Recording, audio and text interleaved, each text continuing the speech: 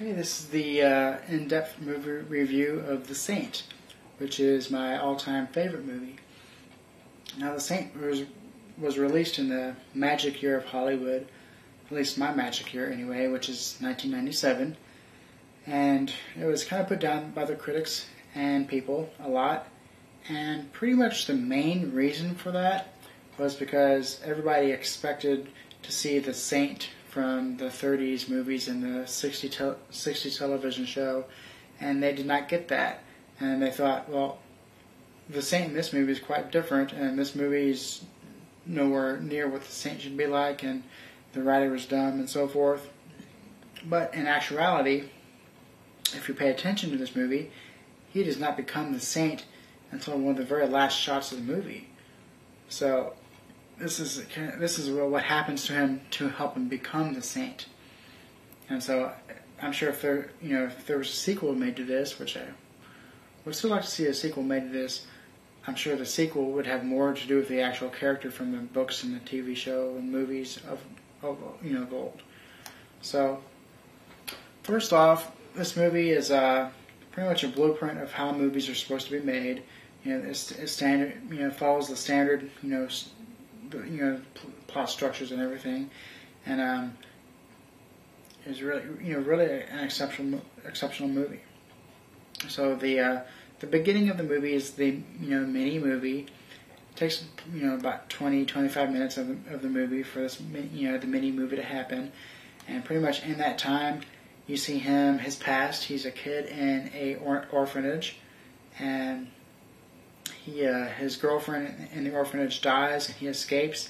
And pretty much when he escapes the orphanage, he pretty much is kind of the character he would be for the rest of his life. And, having adventures.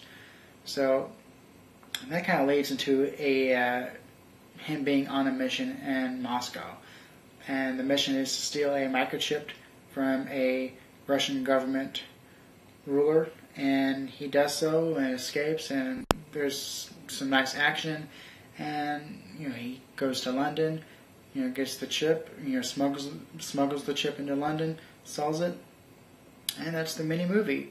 I mean, at that point, the movie could be over. It happened, but you gotta come to the big choice, and that's takes place about 25 minutes into the movie. He gets an offer on a new job.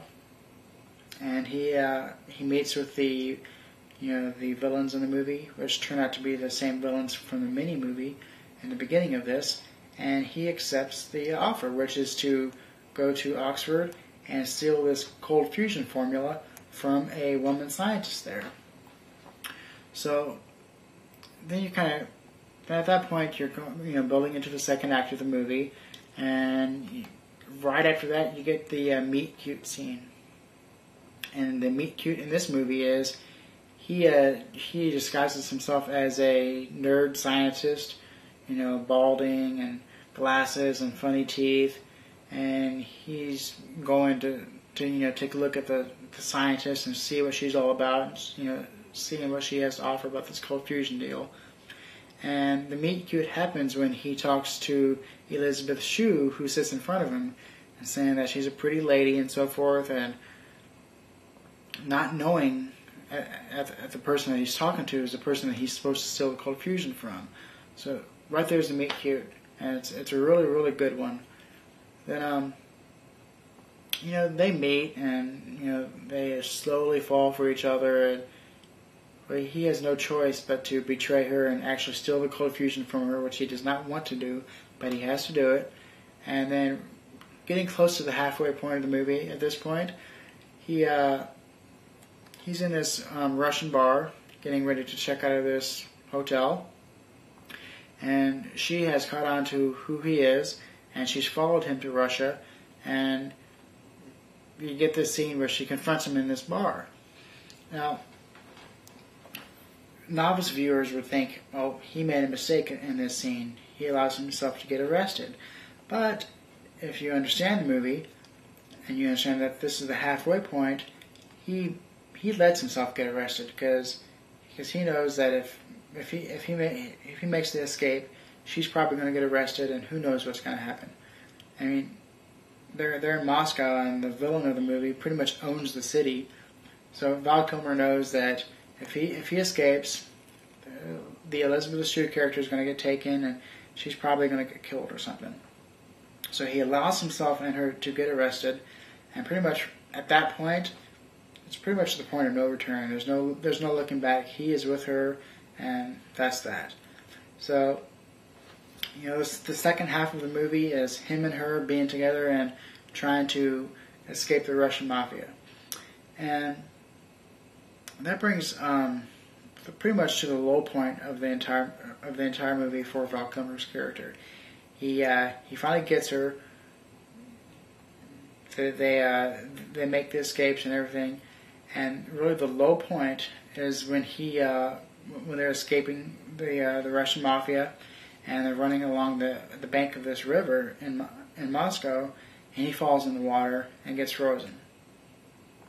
It's really the point to where he's no longer able to care for himself. She has to take over and get him to safety and get him to where he's able to move again, and it's really the low point in the entire movie for himself. He can no longer fend for himself, and he really becomes vulnerable to what happens in the rest of the movie.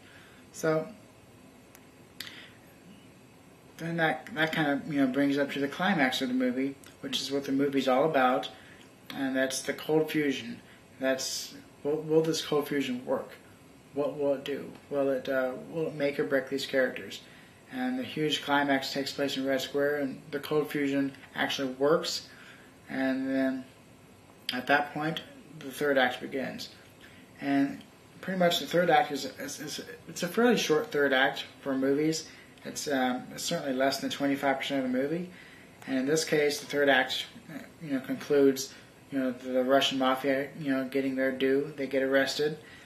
The Val Kilmer completes his 3 miracles, and he donates the money for the cold fusion to charity, and he and Elizabeth Shue get together at the end. Pretty much concludes the entire movie.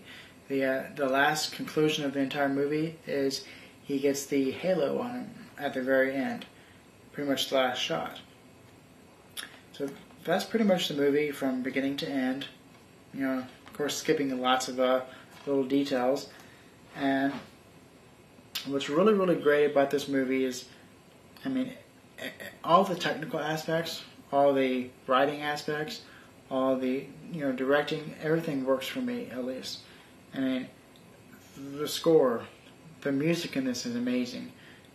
Whether it's written or it's from CDs that's already been produced by other bands, the music in this is wonderful. It's a movie that you can watch over and over and over. And the big strong point about this is why it's a good movie. Because what makes a good movie is if a movie can continue to ask the question why. If a movie sits there and makes you ask yourself, why did this happen? Why did they do that? Why is this going on? That's a good movie. And a bad movie is a movie that says, well, why did this happen? Then right there answers that question for you without having you think about it. That's a bad movie. The Saint asks the question why repeatedly and never gives you the answer. And you watch it over and over and over, and you find out for yourself why things happen in the movie, why certain characters do this, why certain characters do that. Certainly the first time I watched this, and you get to the halfway point, and he's in there drinking his shots, and she points, and the police come over and arrest him. You think, boy, he made a mistake. Well, on repeated viewings, you realize he did not make the mistake at all, and he allowed that to happen. So this movie, solid 10 out of 10. It's 1 on my favorite movie of all time list, and it's a definite must see. So if you have any comments on this movie, good or bad, let me know, and I'll agree on all the good ones and debate the bad ones. Pretty much watch this movie.